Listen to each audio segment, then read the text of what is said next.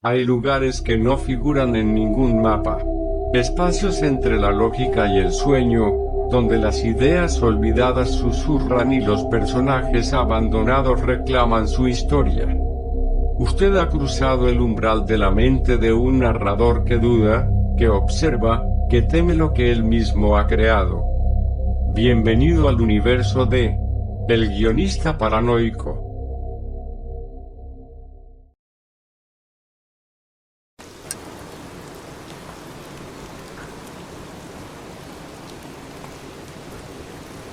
La rutina es un pacto, un acuerdo entre el cuerpo y el tiempo. Él lo cumple. Café, televisión, lluvia, todo es igual que siempre. La televisión se apagó sin aviso.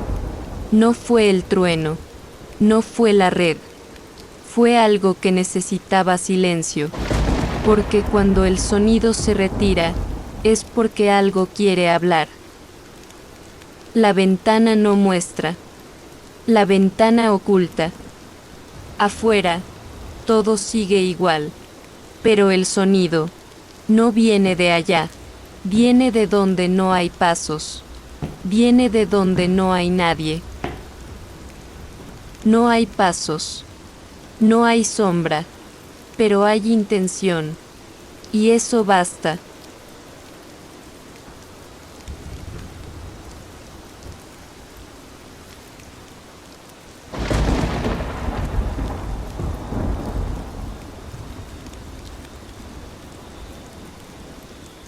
La vela fue encendida. La llama tembló, como si supiera que no debía estar ahí. No hubo viento, no hubo movimiento, solo una presencia que no quería ser vista.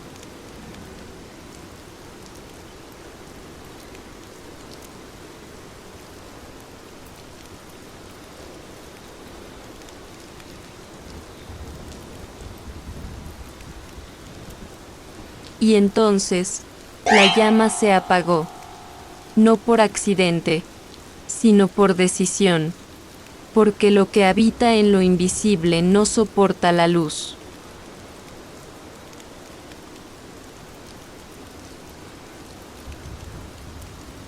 El cuerpo se acuesta, pero el juicio no duerme. 3 pasos, mojados, precisos. El silencio se vuelve más pesado que el aire.